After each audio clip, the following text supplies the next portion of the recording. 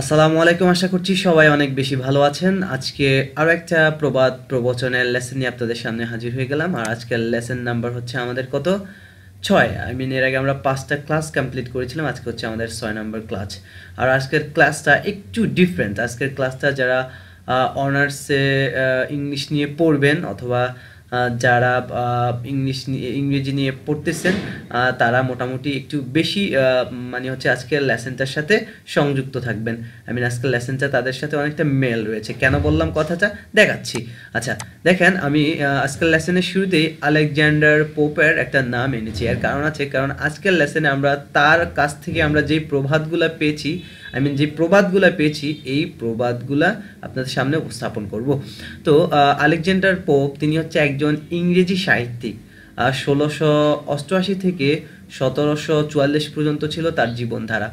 So তিনি হচ্ছেন ইংরেজি একজন সাহিত্যিক এবং তার যে যুগ সেই যুগকে বলা হয় তিনি নিউ ক্লাসিক্যাল পিরিয়ডের অগাস্টান পিরিয়ডের একজন সাহিত্যিক। আচ্ছা, সো আমি একটু বলে রাখি যে এই ইংরেজি সাহিত্যিক আলেকজান্ডার পোপ যে যুগে তিনি লেখালেখি করেছিলেন এই যুগের নাম হচ্ছে নিউ ক্লাসিক্যাল পিরিয়ড। হ্যাঁ, আর এই নিউ ক্লাসিক্যাল পিরিয়ডের 3টা ধারা আছে। এর মধ্যে 2 নম্বর ধারাটা হচ্ছে অগাস্টান পিরিয়ড, রাইট। আর একটা হচ্ছে আর প্রথম হচ্ছে রিস্টোরেশন মনে হয়, এবং শেষের যে ধারা সেটা মনে হয় হচ্ছে ভুলে গেছি আমি, আই ফরগট ইট। সো এটা হচ্ছে আমরা 2 নম্বর দ্বারা হচ্ছে অগাস্টান পিরিয়ড। সো এই যুগে তিনি লেখালেখি করেন এবং এই যুগে তিনি কিছু চমৎকার প্রবাদ প্রবচন আমরা তার কাছ থেকে পেয়েছি। সো আমরা প্রথমে দেখি যে প্রবাদটা তিনি বলেছিলেন সেটা হচ্ছে হাতি ঘোড়া গেল তল মশা বলে কত জল। এর মানে হচ্ছে পানির পরিমাণ এত বেশি যে হাতি ঘোড়া তলিয়ে গেল, কিন্তু মশা বলতেছে আমি একটু ট্রাই করে দেখি যে কতটুকু পানি, রাইট। সো এটার ইংরেজিটা হচ্ছে fools rush in where angels fear to treat.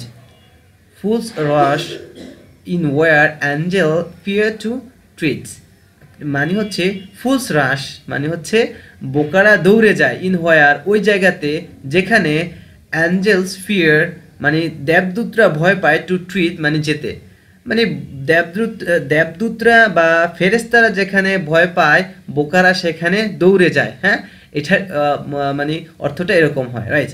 So এবার আমরা দ্বিতীয়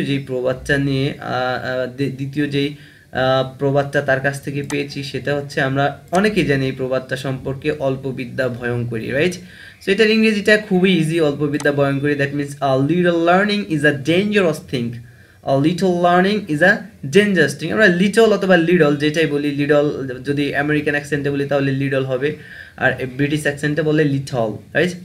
little learning is a dangerous thing, right. Little learning is a dangerous thing, অল্প বিদ্যা ভয়ঙ্করী।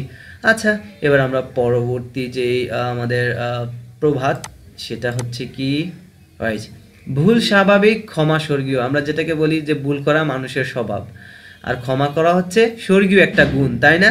সো এটার ইংরেজিতে হচ্ছে two all is human, to forgive is divine. To all is human, to forgive is divine, right.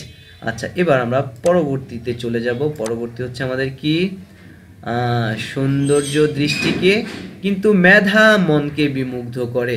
সৌন্দর্য দৃষ্টিকে কিন্তু মেধা মনকে বিমুগ্ধ করে, একদম সত্য একটা কথা, তাই না? সো এটার ইংরেজিটা কি আমরা একটু দেখব। Charms strikes the sight, but merit strikes the heart. Charms strike the sight, but merit strike the heart. এর মানে কি, চার্মস মানে হচ্ছে চমৎকার কোনো কিছু, স্ট্রাইকস মানে আকর্ষণ করে বা বিমুগ্ধ করে, দ্য সাইট মানে দৃষ্টিকে, বাট কিন্তু ম্যারিট স্ট্রাইকস মেধা আকর্ষণ করে বা বিমুগ্ধ করে, দ্য হার্ট মানে হচ্ছে মনকে, right. Charms strikes the sight but merit strike the heart. Charms strikes the sight but merit strikes the heart, right. So এটা ছিল আজকের আমাদের লেসন। আর আজকের লেসনে আমরা যেই কথাগুলো, যেই প্রবাদগুলো পেয়েছি এগুলো হচ্ছে আলেকজান্ডার পোপের বলা কিছু প্রবাদ। সো আশা করি আজকের লেসনটা আপনাদের ভালো লেগেছে। আর এ ধরনের যদি লেসন জানতে চান যে আমাদের ইংরেজি সাহিত্য সম্পর্কে একটু জানা হবে এবং আমরা কিছু চমৎকার জিনিসও পড়বো, সেক্ষেত্রে কমেন্ট বক্সে জানাবেন যে আজকের লেসনটা আপনাদের ভালো লেগেছে। আপনারা চাইলে আমি ইংরেজি সাহিত্যিকদের আরও কিছু চমৎকার তাদের লেখনী, তাদের জীবনধারা কেমন ছিল এগুলো নিয়ে আলোচনা করতে পারি। সো সবাই ভালো থাকবেন, সাথে থাকার জন্য অনেক অনেক এবং অনেক ধন্যবাদ।